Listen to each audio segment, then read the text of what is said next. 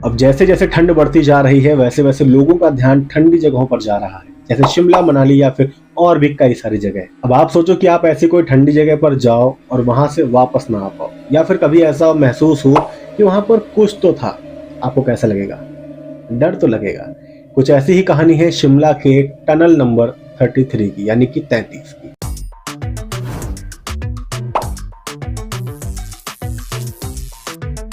और वैसे तो कालका से शिमला तक के रूट पर कई सारी टनल पड़ती हैं, मगर उनमें से सबसे ज्यादा खतरनाक और सबसे ज्यादा खौफनाक है टनल नंबर 33।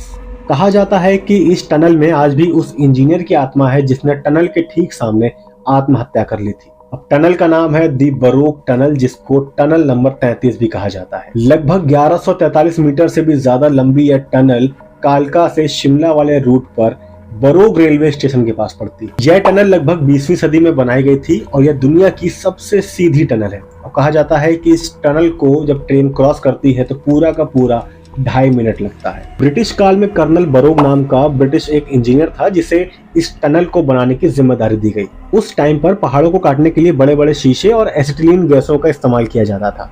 अब कर्नल ने सबसे पहले उस पहाड़ को पूरी तरीके से देखा, दोनों तरफ की मार्किंग करी और उसके बाद में अपने मजदूरों को उस टनल को दोनों तरफ से खोदने का ऑर्डर दे दिया।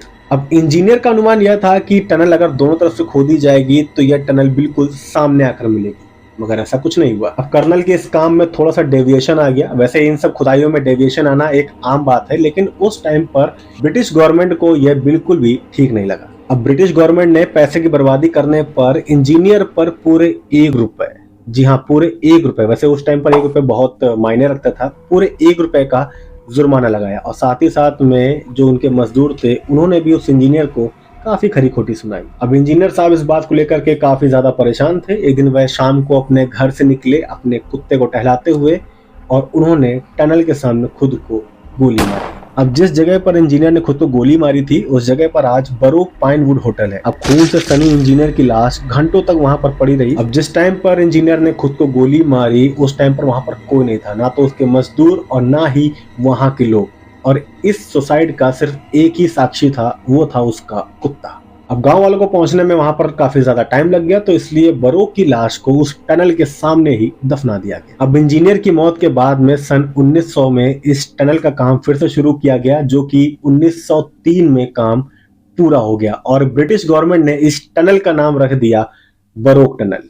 और इस टनल को पूरा करने का काम एच.एस. हार्लिंगटन ने किया। अब इस टनल को बनाने के लिए वहां के संत बाबा भालुक ने भी मदद करी थी और कहा जाता है कि इस टनल को बनाने में उस टाइम पर लगभग 8.5 लाख रुपए का खर्चा आया था। वहां के लोगों का ऐसा मानना है कि इस टनल के पास शाम को उस इंजीनियर की आत्मा घूमती है, इसलिए उस टनल के पास शाम के समय कोई नहीं जाता। हालांकि वास्तव में यह टनल काफी ज्यादा खौफनाक भी है। अगर टनल के अंदर की सारी लाइटें बंद कर दी जाएं तो वहां जो देखा जाएगा वह काफी ज्यादा डरावना होगा। अब इस टनल के अंदर पहाड़ों से पानी भी रिसता रहता है और यह भी कहा जाता है कि इस टनल के अंदर जब आप थोड़ा सा आगे चलोगे तो आपको एक छोटी सी सुरंग और मिलेगी जहां से अजीबोगरीब आवाजें आती हैं। अब सरकार ने इस टनल को बंद करने के लिए वहां पर लोहे का दरवाजा भी लगवाया और उसमें एक ताला भी, लेकिन जैसे ही अगले दिन लोगों ने वहां पर देखा तो ताला टूटा हुआ था और दरवाजा वहां पर खुला हुआ था।